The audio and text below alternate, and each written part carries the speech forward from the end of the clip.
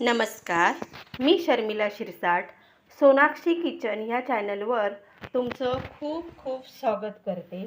तर आज मी तुम्हाला मिरचीचा एक पारंपरिक असा प्रकार दाखवणार आहे. म्हणजे ही सांडगी मिरची. तर ही वाळवून आपण वर्षभर तोंडी लावू शकतो. तर ती कशी बनवतात ती तुम्हाला मी दाखवते.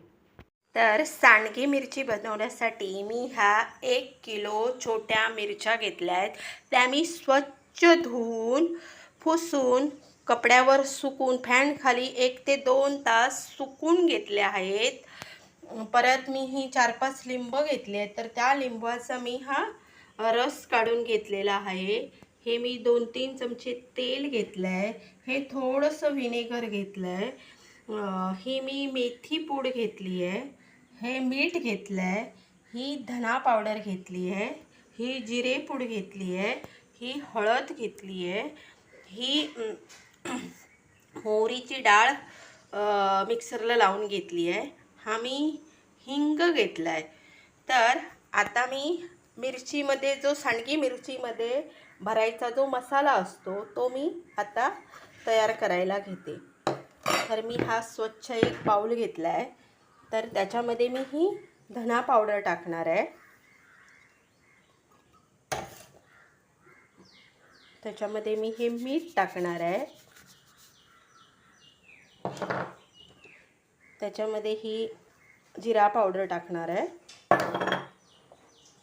त्याच्यामध्ये ही हळद टाकणार आहे. त्याच्यामध्ये ही मी मेथी टाकणार आहे.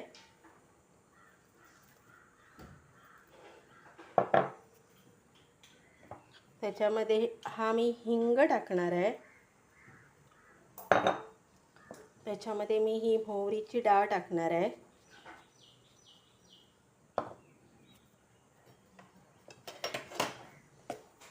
हे सर्व साहित्य मी व्यवस्थित मिक्स करून घेते. तर हा जो मी मसाला बनवला आहे ना त्याचं मी वजन करून घेते. तर ह्या मसाल्याचं वजन 906 ग्रॅम आहे. त्यात माझ्या भांड्याचं वजन 100 ग्रॅम आहे. म्हणजे हा कमीत कमी 800 ग्रॅम मसाला आहे. 1 किलो मिरचीसाठी एवढा मसाला बस होतो. तर हा मी व्यवस्थित मिक्स करून घेतला आहे. तर ह्याच्यामध्ये मी हे तेल घालणार आहे. तेल कशासाठी? तर बाइंडिंगसाठी. म्हणजे जो आपण मसाला भरणार तो नंतर मिरचीतनं बाहेर येणार नाही. हा लिंबू रस घेते आहे.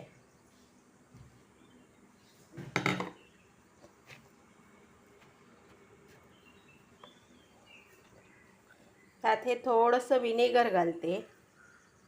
म्हणजे मला लागेल तसं मी घालते आणि हे व्यवस्थित मिक्स करून घेते.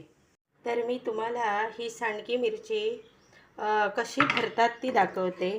तर हा मिरचीचा देठ आहे, थोडासा कट करून घ्यायचा आणि तिला सुरीने असा छेद द्यायचा. इथे पण वरती जरासा छेद द्यायचा आणि त्याच्यात जी काय बिया आहेत त्या सगळ्या काढून घ्यायच्या ह्या चमच्याच्या साहाय्याने. ह्या जरा मिरच्या भरायला खूप किचकट असतात, पण खरी पारंपरिक जी मिरची असते ती हीच वापरली जाते. त्याच्यामध्ये हा मसाला पूर्ण असा हे करायचा, दाबून भरायचा.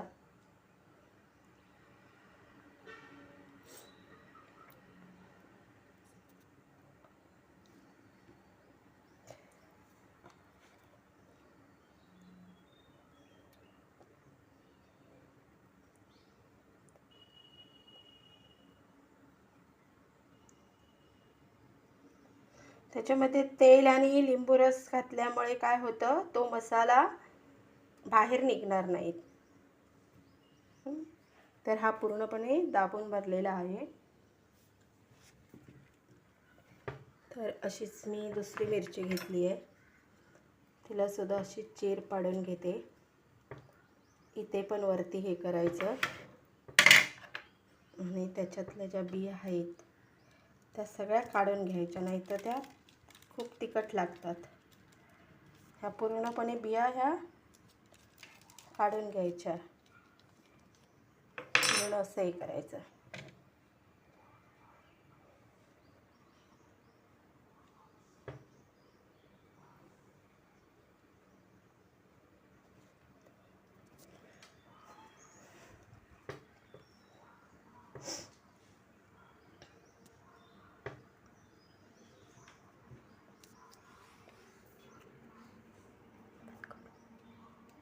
तर अशा ह्या मी सगळ्या मिरच्या ज्या आहेत त्या मी भरून घेते आणि नंतर मी ह्या 3 ते 4 दिवस कडकडीत उन्हात वाळवणार आहे.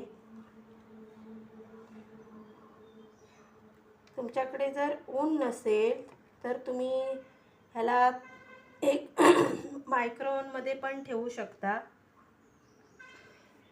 आणि फॅन खाली वाळवल्या तरी चालतात. तर या सांडगी मिरच्या ना मी भरून घेतल्या आहेत. हे भरण्यासाठी ना खूप कष्ट लागतात.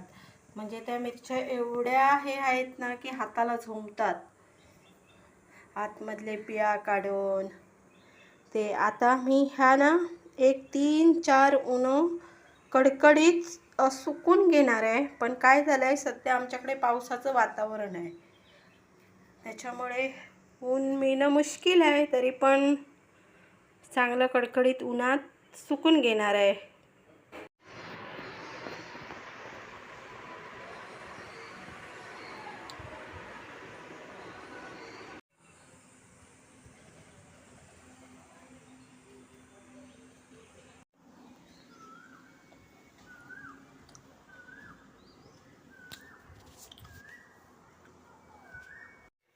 तर ह्या माझ्या वाळवणीच्या मिरच्या तयार झाल्या आहेत.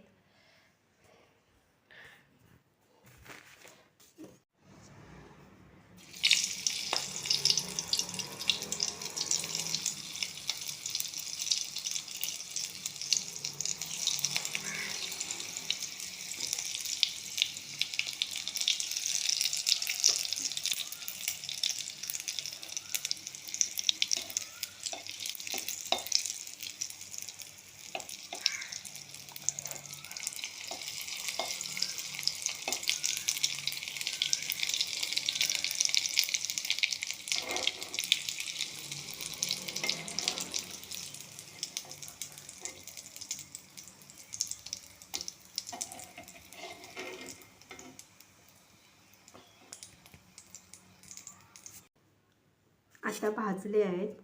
हे बघा, त्याच्यातला मसाला सुद्धा तसाच्या तसा आहे.